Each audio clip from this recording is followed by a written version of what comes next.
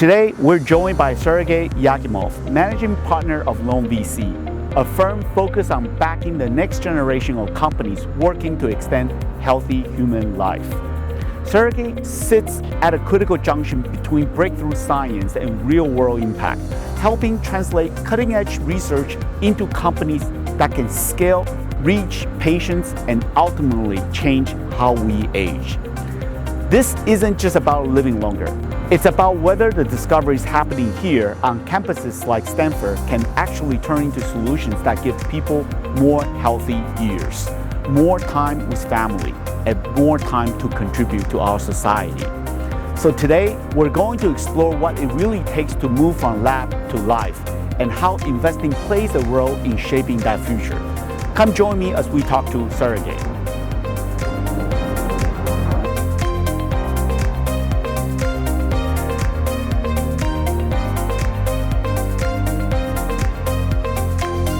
We're glad to have Sergey Jakimov with us today. Sergey, let's start with the basic science of longevity. But actually, before we get to that, I'm curious because it's a very difficult problem. And for centuries, kings and emperors and even Egyptian pharaohs have been looking for the solution to extend their life. They have. And so it's a very old problem. And it's been there for a long time because people really couldn't solve it. But with a lot of advancements in biotech, I think we finally have a chance now. But for you, what motivated you to try to work on such a difficult problem, try to get the fundings and money to pour into this sector of the business? Well, it's a complicated question. So first of all, thank you for having me. Right? Second of all, so I think the motivation behind most biotech investors is, or should be at least, a very straightforward one, and that is, in order to invest in biotech, especially if we're talking early stage, and longevity, you want it or not, still belongs into the biotech category of general things. You need to be an absolute optimist, right? Because you are getting in a space where you are facing quite significant death rates of companies, right? A huge technological risk. Whenever you're not facing a technological risk, you might be facing an idiosyncratic risk, which is, well, people, essentially, right? So people fail sometimes, science doesn't, but people do. But I think in reality, if we're talking about biotech, and specifically the part of biotech which deals with age-related diseases, right, because it is very important to understand that if we're talking about data-driven theses in longevity, we're talking mostly about targeting age-related diseases in a disease-modifying way, right? So solving things that essentially kill us prematurely, right? And this is how you kind of achieve longer health span. It's not by consuming a magic pill and then just living longer, right? Miraculously. It's more of a how do you remove the barriers that prevent us from naturally maximizing our health span.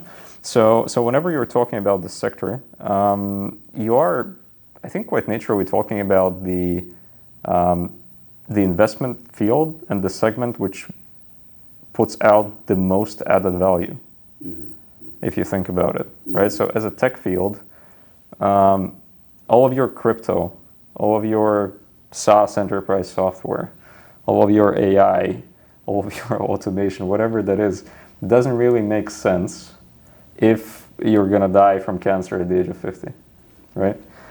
So it is quite interesting that we are in a segment which is one of the hardest in terms of the survival rates, in terms of the road to market, timings. It's very capital intensive. The companies need a lot of funding, face a lot of risks at every stage. Yet at the same time, it is also it packs the most added value, just because it works on a problem which we all universally share. If you think about it. Right. So you've mentioned pharaohs and emperors and whoever. So these guys had the very same issue as everyone else in their kingdom, right? I mean, which is people generally do not want to die early. And and now in 2026, we're doing our best not to die from preventable things. So a preventable cause of death is something that you try to essentially eradicate. I mean, eradicate is a big word, but challenge in one way or the other. So it packs the most added value. That's the answer. But when you come to evaluate a company, say, what's the difference between a longevity company versus a biotech company? Is there a line somewhere that tells you the difference? Longevity and biotech, if we're talking about the data-driven part of longevity, is still the same thing. It's still the same thing for the very simple reason of if we're talking therapeutics, for example, so if we're talking drugs, a therapeutic company, which you would perceive to be a longevity therapeutic company, would be the one that is building its thesis on a certain piece of aging biology, right? For example, senescent cell clearance, or telomere attrition, or whatever that is, mitochondrial rejuvenation. Doesn't really matter. What matters is, in order to progress through preclinical work, clinical work, in order to start talking the FDA language, in order to attract industrial partnerships, it essentially needs to take the same road as a quote-unquote traditional biotech would need to take, like a company that is working on a more conventional treatment in cancer, for example. Right? So you would still need to get your disease indication dialed in. You would still need your preclinical data package. You will still need your IND, so investigator in your drug approval, in order to from FDA in order to proceed into the human phase of clinical work. So in reality, it's the very same road that the company needs to undertake. More so, if you look at the very early examples of kind of longevity investing, quote unquote, like from 2018, 2019, etc. So a lot of capital was actually, I wouldn't say it was wasted, but it was, I think invested with a slightly different purpose versus where it ended up. A lot of capital was being invested in fighting aging, right? Fighting aging? Yeah, like curing aging. Right, so there were about a couple of companies, or several companies that were, curing aging because the narrative of aging as a disease was pretty hyped up back then, right? And obviously it led nowhere. And the reason why it led nowhere is because aging still doesn't have a clinical endpoint. And a clinical endpoint is basically just a variable, a very specific variable that you are going to measure in your preclinical and clinical work, right? And a clinical trial in aging is not possible still, right? So the longevity companies, so companies that are using a certain piece of aging biology that has advanced enough in order to turn into a specific therapeutic, are supposed to turn it into a therapeutic in a specific disease area, because this is the only way of how you can prove yourself, in the traditional biotech framework. Right. This is how you can talk to pharma. This is how you can talk to FDA, or to any other regulator, whatever. So you can draw a line if you wish, right? But in science-heavy things, right? So in science-heavy data-backed things, you will always end up, at least for now, you will always end up with a specific disease indication with the very same kind of preclinical and clinical development pathway, the very same milestones that these companies will need to hit in order to end up in the market or in someone else's, be acquired in someone else's portfolio, et cetera, et cetera. So if we're talking about like more consumer angle type of things, right? And this is where we don't invest. Right, so we do not invest in consumer longevity. Consumable product. Yeah, so everything on the kind of nutraceutical side of things. What do you invest on though? So we focus on several pillars, right? One is therapeutics. That's a big one for us, and therapeutics in age-related disease space specifically. So we look at disease-modifying therapeutics, so the ones that can actually kind of target the root cause of the disease. I see. Or identify the root cause of the disease in cancer, neurodegeneration, cardiovascular, and metabolic, right? So what's the difference between that and conventional medical biotech investments? How do you define that against longevity? Because but that's my point exactly. So if you think about it critically, right? Think about it critically. What do you think is a longevity drug? Like everyone is chasing a longevity drug. What is a longevity drug? Yeah, I think most people think once you take it that you'll live forever. Yeah. That's they imagine so, but that's a very childish thing to imagine, right? So people would imagine like a magic pill or like a magic therapeutic with a even more magical mechanism of action that you take and then you live longer, or what do you do, right? So and that's not exactly it. For us, and we have been one of these, so we started our first fund in 2021. So we've been very pragmatic with what longevity meant to us. We don't care about the lifespan. We only care about health span, right? So it's about maximizing the healthy years lived.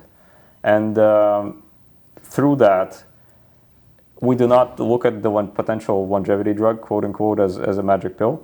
What we really try to do is we try to understand with our investments and with our work in the field, we try to understand whether there are or will be therapeutics or very specific mechanisms of action that we can invest in, which would essentially go deep enough to target the root cause of a specific age-related disease. And once you've done that, there is a slight possibility that that root cause might actually be shared across several age-related disease categories. So essentially, I'm making a very simplistic example, but if you figured out why, for example, certain forms of cancer appear, there might be a mechanism that is involved in other areas, like, for example, in cardiovascular, in certain cardiovascular or whatever indications. And that's your longevity drug, right? So something that has a mechanism of action that can be potentially translatable and transferable between several patient populations in several age-related diseases, right? If we assume that, the fact that the risk of these diseases increase with age is somewhat of a unifying variable that we're talking about here. So that's one, right? And this is why I think, I'm being completely honest with you, right? And you're kind of the wrong, you've picked the wrong guy to talk about like the idealistic version of the longevity field, right? Because if I'm being very honest, I'm very against the discussion of that is the magic pill. Very much. Well, the magic pill is the kindergarten level, but the reality of it is, you kind of have two camps, right? So one camp says, well, let's defeat aging, and then age-related diseases never appear, right? Because, well, the aging doesn't appear anymore. We stopped it, so the cancer doesn't appear and whatnot, right? And you don't live to get Alzheimer's because you're always young, sort of thing. Or younger. And then the second camp is, so let's deal with age-related diseases, right? And I think this is much more down to earth in a way, and it is much more actionable. And it is really almost a bit arrogant to talk about extending life, right? When we don't have like basic, well, not basic, but overwhelmingly present things solved. Right, and that is cancer patients, that is neurodegenerative patients, that is, cardio, metabolic, whatever. So all of you are kind of horsemen of apocalypse that are still there, still not solved in a disease-modifying way. So, what sort of eternal life we're talking about here? Like we still cannot figure out the basic biology, like the very basic underlying biology behind these diseases and target it. So it's almost like people trying to reach another galaxy, but you couldn't even go to Mars yet.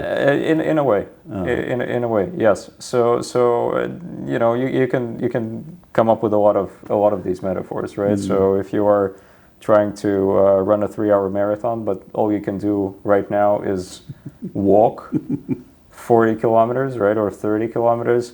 I mean, it's not that we're not talking about fancy performance optimization or anything like that, right? So we're not talking about squeezing out the last minutes from your personal best. We're talking about like the basics, which are pretty well understood. So same here.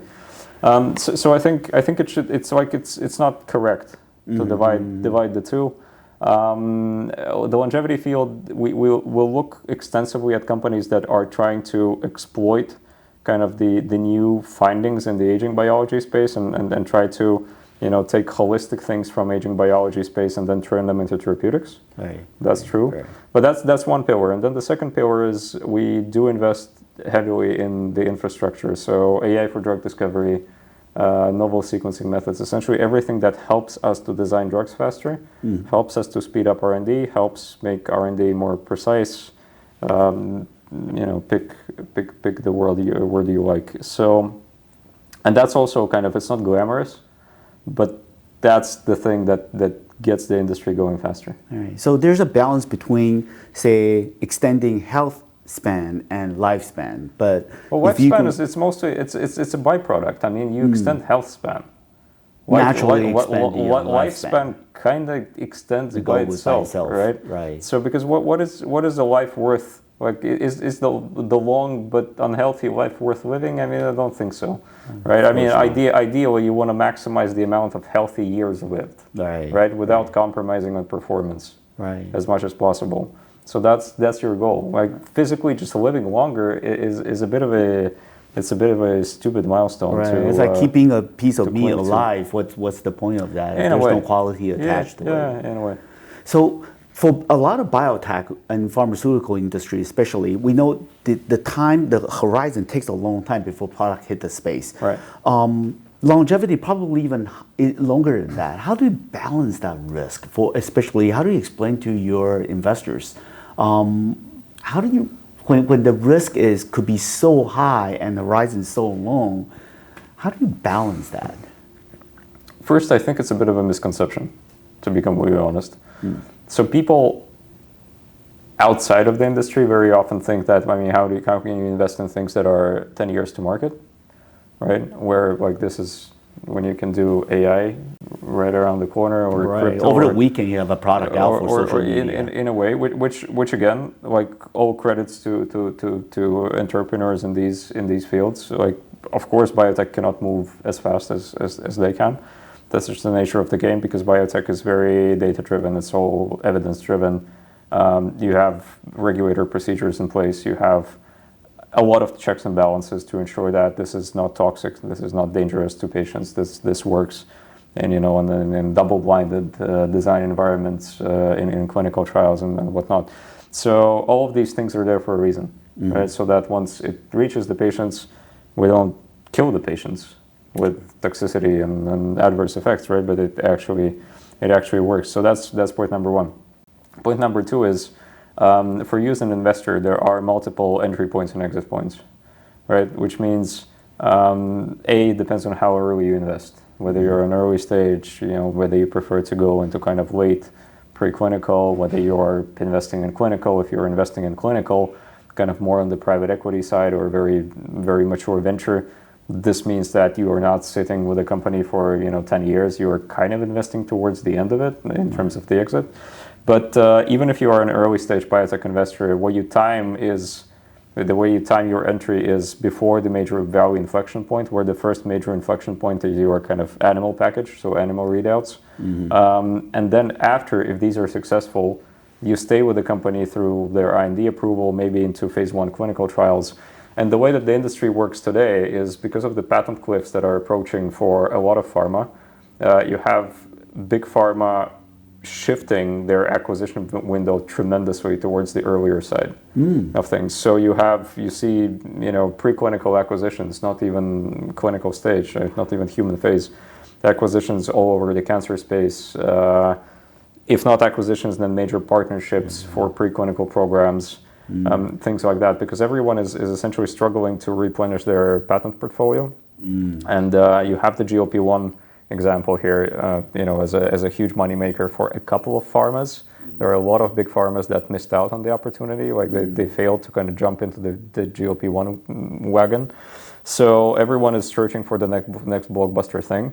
And in 2014, or beginning of 2010s, that blockbuster thing was the PD-1 therapies, right? So in immune therapies in cancer. Now it's GLP-1, everyone is searching for the other one. So that window shifted as well. So you might your holding period in biotech, if you time your entry right, might be 2 years. And then your company gets acquired, right? Wow. So that's still pretty quick. It is very quick. And in some cases, you invest very early, the company demonstrates good preclinical data or promising early human data, and you end up essentially, selling your stake via a secondary transaction in 3 years or 4 years, which is also all right. So it's not about sitting there on the cap table for 10 years. You don't do that. No. I think it's a misconception. People just perceive it that way, although it's not true. You mentioned those two examples. So what do you think of regulation? How does regulation fit into this? Because we're talking about bioethics.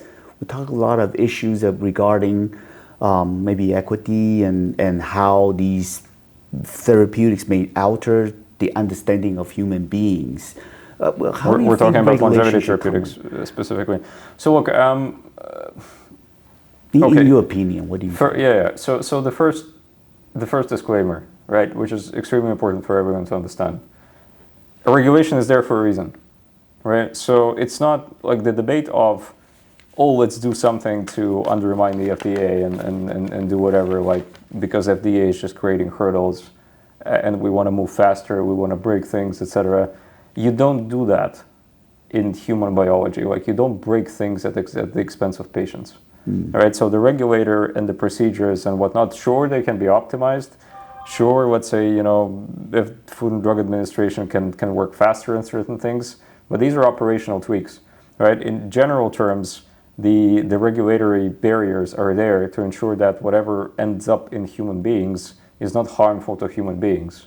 I mean, ideally, it should also be useful, right? But at least, even if the clinical trials don't work, at least we don't kill the patients, right? Or we do not trigger any sort of toxic effects and whatnot. So that's point number one. Point number two, as any sort of paradigm, right?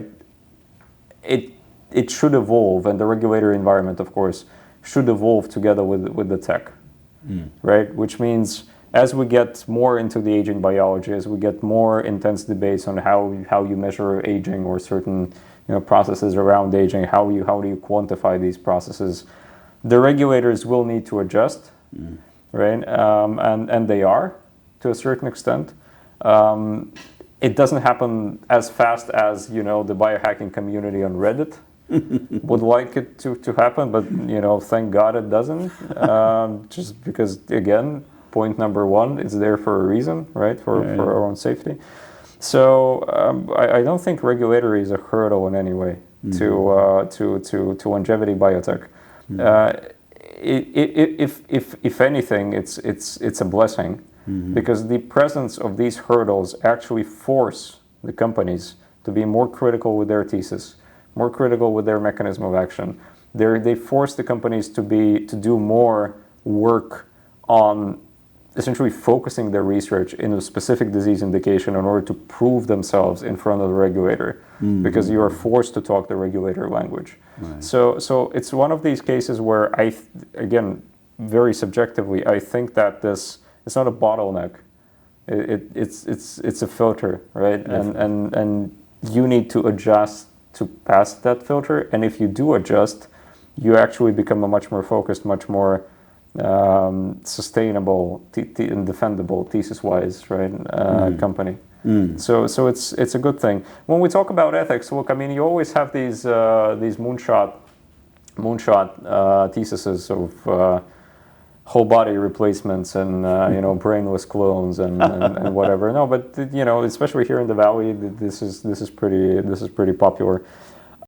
Everyone is talking about these big theses of, oh, we're gonna grow a brainless body and then use it as an organ replacement. You've seen them all, right? Whatever. But in reality, like these things do not exist. Yet it's just talk. And a bunch of biological hypotheses. So I don't science fiction. Well, in a way, yeah. So like not even science fiction, but like the furthest horizon of rejuvenation tech, right? And it's not that the regulator cares at this point of time. Like, they have plenty to do today.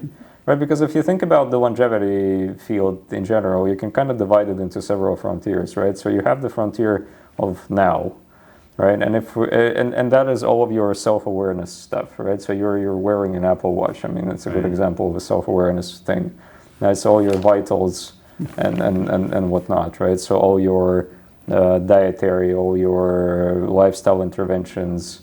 People got very self-cautious and self-conscious about their health, and you know, all sorts of monitoring and data gathering about themselves. So that's like the now, right? And then there is this 5 to 10 years from now horizon, and this is where we talk about, well, hopefully solving at least some of the age-related diseases that are out there, right? So being technologically able to address those.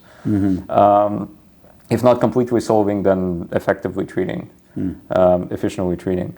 And then the third horizon is this 20 plus years from now, and this is where you grow bodies and print organs as a service and whatnot, right? But it's just too far. Wow. Printing organs, I kind of need that. But this is a good segment. We talk about how to turn science into product. And being a managing partner of Longe VC, I'm sure you've seen a lot of founders come to you. What's the challenge for these that you saw trying to turn science into an actual product? Like, what's the biggest problem they always fall into for longevity space? I don't think there is a specific problem that they share, like, which is different from your traditional biotech founder. Again, I think they're all biotech founders. Like, I don't necessarily divide them. It's still biotech. As much as you want to glamorously separate the two and say that one is, you know, this boring down to earth and the other one is saving humanity, but it's all biotech. So I don't think there is a specific issue there. I mean, with longevity, if we're talking about specific aging biology, first is focus, right? So whenever you see very early team of founders, very often you would see holistic tech, holistic fundamental longevity science, which is not focused enough around a specific disease indication, and there is no definite answer, aka this is the disease we're going after, this is how we think it's going to work. Right, so there are a lot of hypotheses flowing. So you look at this, and even if it's interesting, still very often needs a lot of, you know, in vitro. So it's in cell, so cellular work, not even in vivo work. Right, so that's point number one. Point number two, it's like the classic things that you look at in the science-backed company, science-intensive company. It's how well the founders understand the regulatory framework, how well do they understand, or how realistic are they about the amount of capital they're going to need to raise, the milestones they're going to need to go through. Execution. In a way, right? So you also, very often you try to evaluate the amount of wishful thinking that is involved, because wishful thinking is one of the it's great to love your own company. Like, I get it. I mean, I've built my own, but there is this line between trying to maybe present the data, even if very early initial data, in like in a more beneficial light, versus seeing the things in the data that are not really there, right? And the first one being in a slightly brighter wrap, right. And the second one is just hallucinating, right? So you wanna separate these two. You kind of want to filter the hallucination part. Right. Yeah. So it's normally just the reality check with the founders. To be completely honest, everyone thinks that there is like this secret sauce that VCs invest by. It's just a compilation of factors. It's all the way down to kind of the chemistry you're getting with the team. Oh, is that right? Which is not a variable you can really measure, right? It's just your feeling. And the more teams you see, the more companies you process as a fund internally. I mean, in the first fund, we invested in 20. We've seen like 2,800, right? Wow. So that's like less than 1%. Pretty low acceptance rate, huh? Yeah, less than 1%.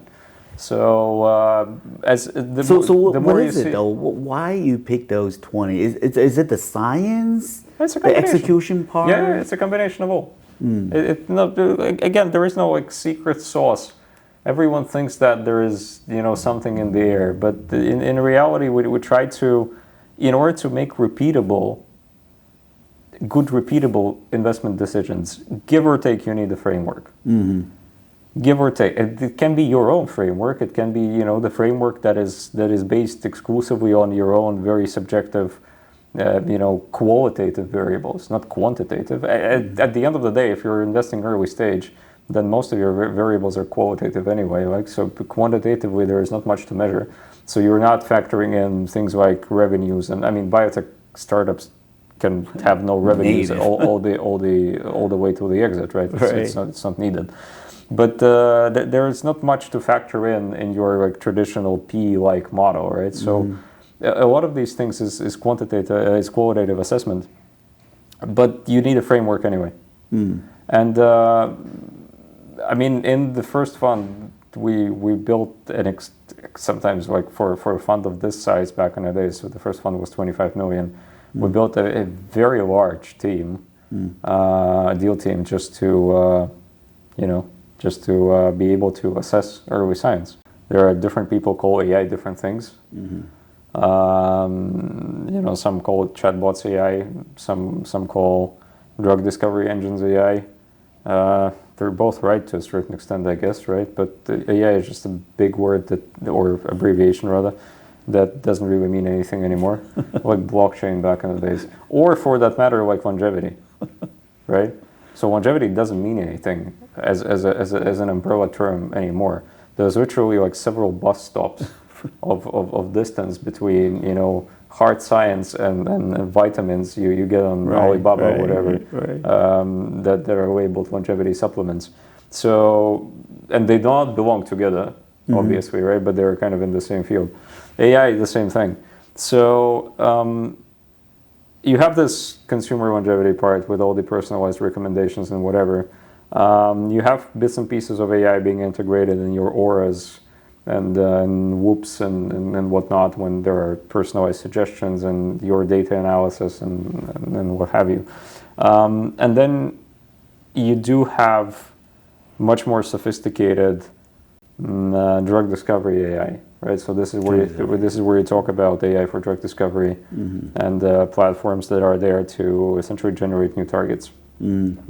And then there, it's the whole different universe with its own kind of subsectors and whatnot, where a successful AI for drug discovery company today is supposed to have their own assets. So they're supposed to essentially mimic a pharma model to a certain extent, where if you actually possess a unique drug discovery engine, you are supposed to have unique assets to your name, and you're supposed to work on your own pipeline. Some of this will get out licensed, some of this will get partnership agreements, whatever.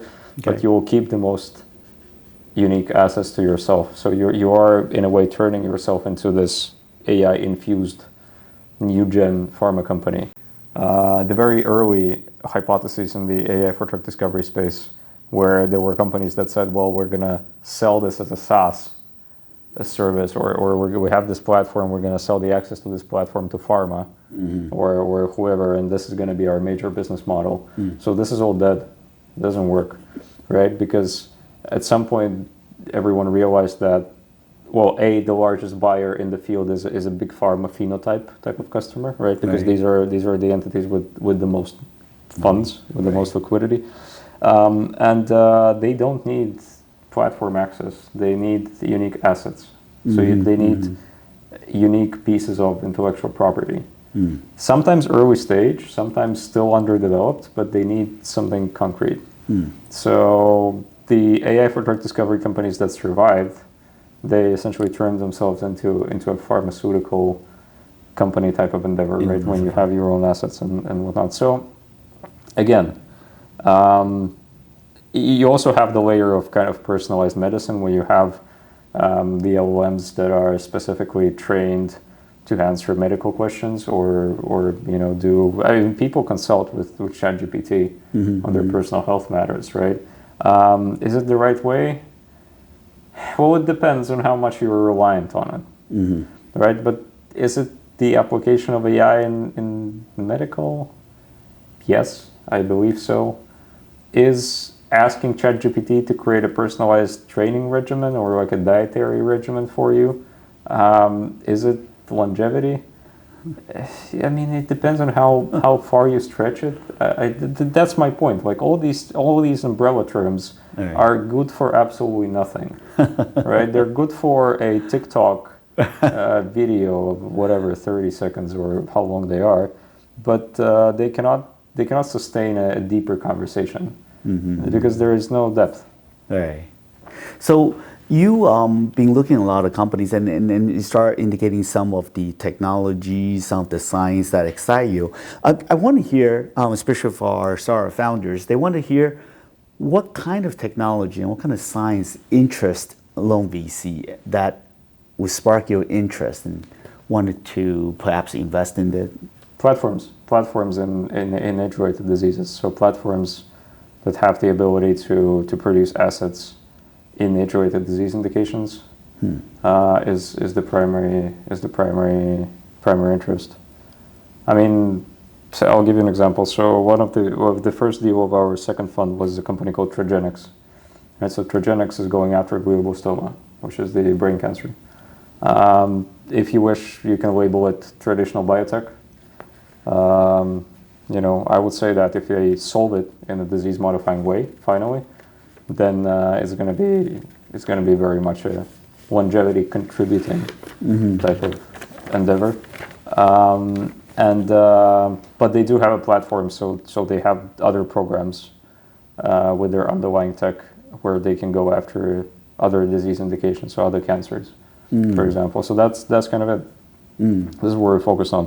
And then there is the AI for drug discovery type of layer. But again, AI for drug discovery means so many things these days, right? So this is where we look at focused platforms with early industry traction, understanding of their own asset pipeline, even if not existent, but a clear path to having this asset pipeline, etc. So again, it's not very glamorous. If you expected like the answer of, oh, if you're going to transplant heads, give us a call, right? No. A fountain of youth, I am getting plenty of pitch decks on the fountain of youth. Oh, is that right? Yes. So they are. I mean, on LinkedIn, for example, like people send me things, and I appreciate people sending me things. I think it takes courage to mail directly, and I try to reply.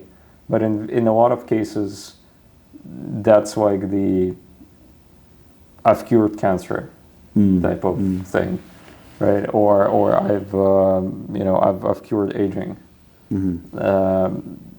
Which do I believe that there might be a solo genius somewhere at some point which will just do this, right? And it was obvious all along, and we were missing it.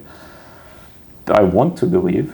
Right, but in most cases it falls into the category of something that you cannot fund because there is fantasy. No, it's not, fantasies are great, but there is no focus. You need to, as an investor, you're looking at an entry point and an exit point, and you can only have those. I mean, entry point you can have in whatever, right? So this is where you put the money in, but the exit point is the point where whatever you have invested in starts being actually objectively valuable in terms of in the eyes of the industry and in terms of the added value that it brings and it has proven that it brings into that industry. And this is where you will have problems with unfocused tech. Unfortunately, we want to do crazy stuff. we want to do sci-fi only, right? But you can kind of afford to do sci-fi only if you're for example, a single family office. Right. Like if you just made a lot of money yourself, and the whole down to earth stuff doesn't really interest you anymore. And I know a couple of these guys, and hands down, great. This is awesome. They've sold companies, they've earned billions, and they are now investing in the going to Mars equivalent in biotech. Right? They want to land on the moon. All the transplants, all of this very courageous, very theoretical, but very moonshot type of tech.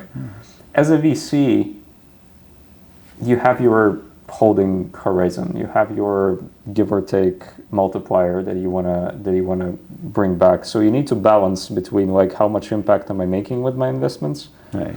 and the patient outcomes that are going to be there, because this is what you're driven by, right?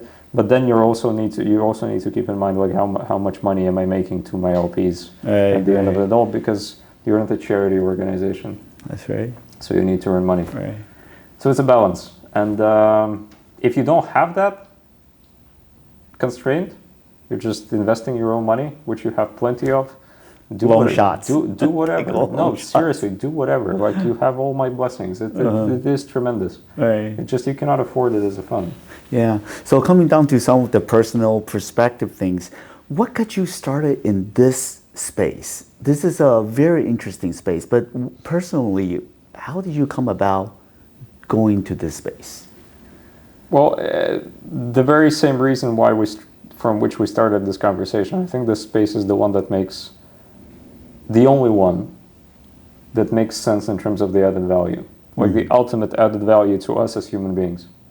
Because all else is kind of secondary, right? So all else is improving our lives here and there, you know, allowing us to access, you know, more efficient payments, allowing us to be more efficient in transportation, allowing us to explore new frontiers, things like that. But the industry that deals with life and death, there's only one, right? So that's one.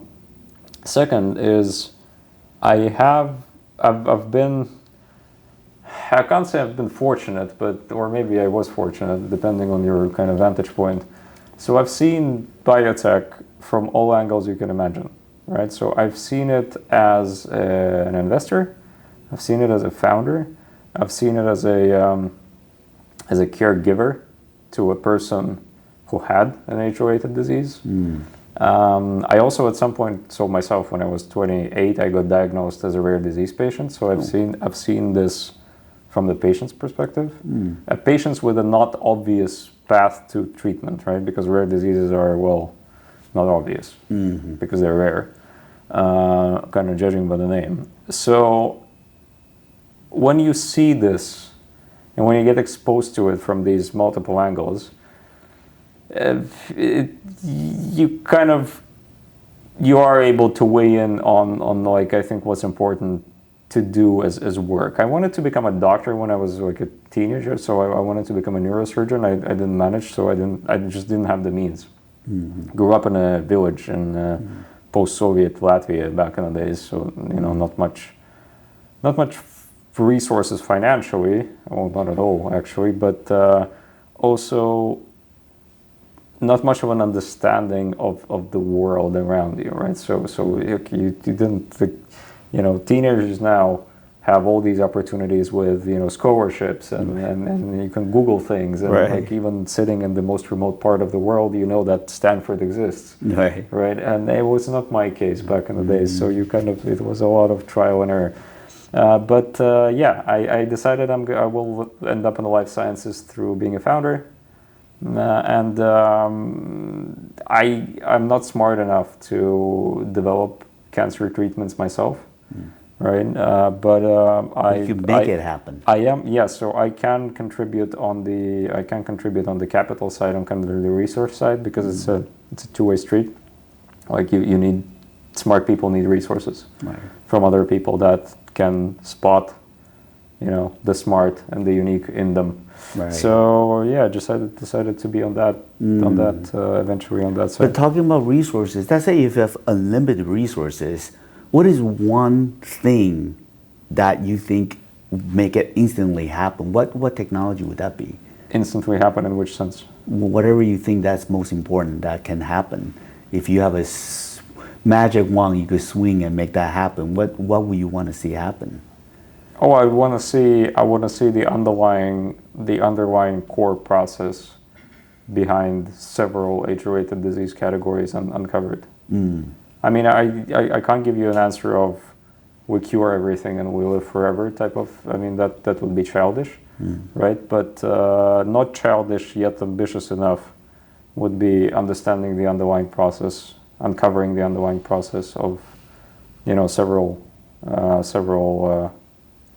usual suspects in the rare in the age-related disease space.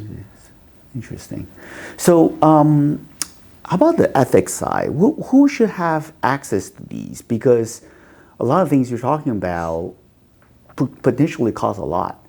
And is that gonna be available widely, or where do you think all these is coming to?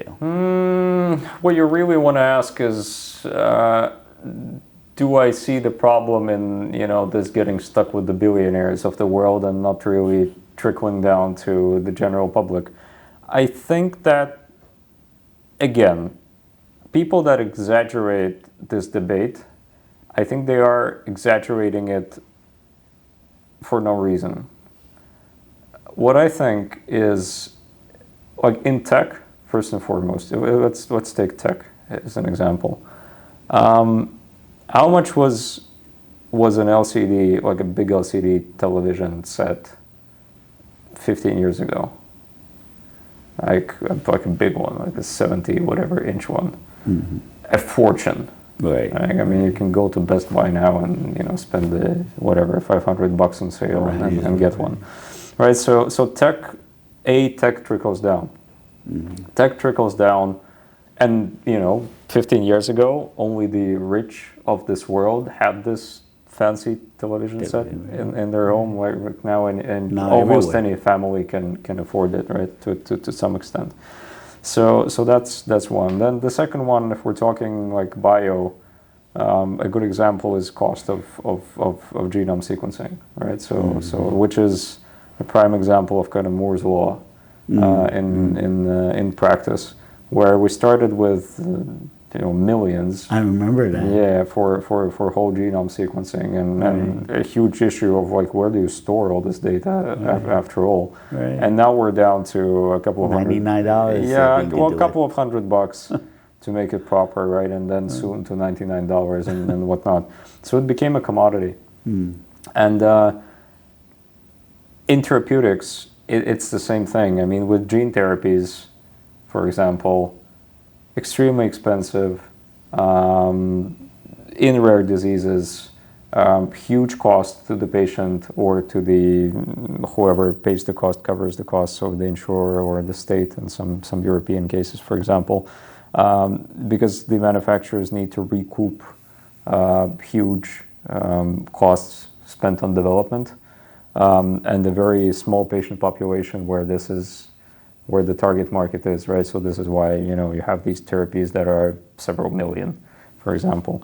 Now, as this trickles down, as for example, gene therapies, and we've invested in this field, as gene therapies trickle down to chronic diseases, as they get much, much less expensive in manufacturing, you get it in broader patient populations. Same for longevity. What is really, that should not be your concern. What your concern should be is, the world is a very uneven place, right? And we're not talking like some individuals have a lot of money and some individuals have less money, kind of. That is a very simplistic debate. We're talking about fundamentally different levels of quality of life across societies, across continents, et cetera, et cetera. So in some cases, like in some societies, a meaningful longevity intervention would be constant access to fresh water, right? In other societies, a meaningful longevity intervention would be, free genome sequencing to every single member of the society, right? And then personalized treatment protocol or like prevention protocol based on this sequenced genome. Again, there is a universe in between. So can I tell that like everyone on the globe, like all the 7+ billion people on the globe will get access to whatever? No, of course not, right? Because there are areas where the basics are really not covered at all. Right. Yet, in the scale of specific societies, say the first world countries, as much as I would not like to use that term, but it's just the reality of it. It will trickle down. It will start with the ultra rich, and then will trickle down to kind of the general population and healthcare systems. Right. I mean, so investing is actually a very difficult job, and I think a lot of founders look at it, how glamorous the investors are. But in fact, as you mentioned, you have to look at thousands of companies, just pick one, and that is a very high pressure game that you have to go through. And I bet you made a lot of mistakes along the way too. But we made some. Yeah, what keeps you going, and what keeps you wake up in the morning and say, I got to go out there and do this again. I have to do this again. Try to go figure out what is the right company. What keeps you motivated? I mean, I don't think it's this like the Rocky Balboa type of moment every morning when you're like, yeah, let's go. It's not that. Look, it's being consistent what you do. Like when you're a VC, when you're running a fund, there are very clear metrics that define you as a successful investor, right? Like there is not much of a interpretation of like this is successful and this is not. Like you need to make workable investments. You need to exit. You need to be able to maintain your ideological lane. So why you do this, apart from the multiplier part, right? So apart from the capital multiplication part, why are you in it, right? So what drives you? Is it patient outcomes? Is it whatever? So you need to stay true to your ideological line. You need to demonstrate very measurable KPIs with your investments on the financial part of things. So it's just being good at what you do. Like I can't say it's your job. It's not a job, technically speaking. It's more of a choice, rather, right? Yeah, it's just being good at what you're engaged in. Thank you, Sergey. It's been nice talking to you. Very interesting. Thank you for having me. But like one last thing, what is success for you at the end? Ultimately, what's your goal? The goal. Well, I mean, again, there are two, right? Like, as a fund or work as an individual? As an individual, actually, yeah, we care about. As an individual, I think. Look, as an individual, you are, and I am, and whoever, everyone, I think, is defined by the added value that you brought, or you didn't, right? So this saldo at the end, like you need to have like the positive delta at the end, when the whole thing is over. You need to have made more added value than you have consumed, right? That's very important. So the only thing that matters, actually. So as an individual, like if you tie it to what we do, if we have supported, if we have identified, if we have supported, a company which at the end of the day, managed to essentially save just a couple of patients, I think, as a member of the society, you did well, right? Because again, you brought the positive delta with you. As a fund, it's much more straightforward, right? So as a fund, again, we want to stay true to the ideological strategy of things. So we want to invest in patient outcomes. We want to make sure that we're actually doing the right thing, as glamorous as it sounds. In our industry, we want to be true to our pragmatic vision of how the industry should develop. We want to contribute to how the industry develops in a meaningful, kind of more constructive way, rather than just the chit-chatty, populistic way, right? Like a lot of longevity, especially on the influencer side of things, is now developing, unfortunately, and stealing attention from meaningful science, by the way, by doing it.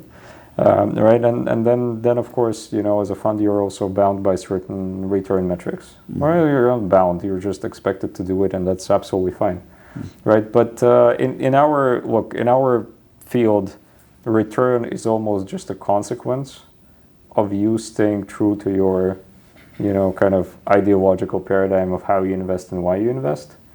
And if you manage to stay true, like I am a firm believer that your investments will be worth money anyway, right? So it's almost like a sub-product of you making the right thing. Right. So yeah, but on the individual level, you just need to be useful. Like, be useful, whatever you do. By the way, it's not about like saving lives or whatever, right? So anyone, pretty much from any job to the president, like your job is to generate the positive delta. That's it. That's all you care about. Thank you. Thank you for having me. It was exciting. What we have talked about today makes one thing clear. Longevity isn't just a scientific challenge. It's a question of execution, of capital, of vision, and of who makes it possible. Investors like Sergey Jakimov and Longe VC are helping to determine where it goes next. And if we get this right, it's not just about adding years to your life, but adding life to those years. Thank you for joining us on Silicon Valley Unplugged.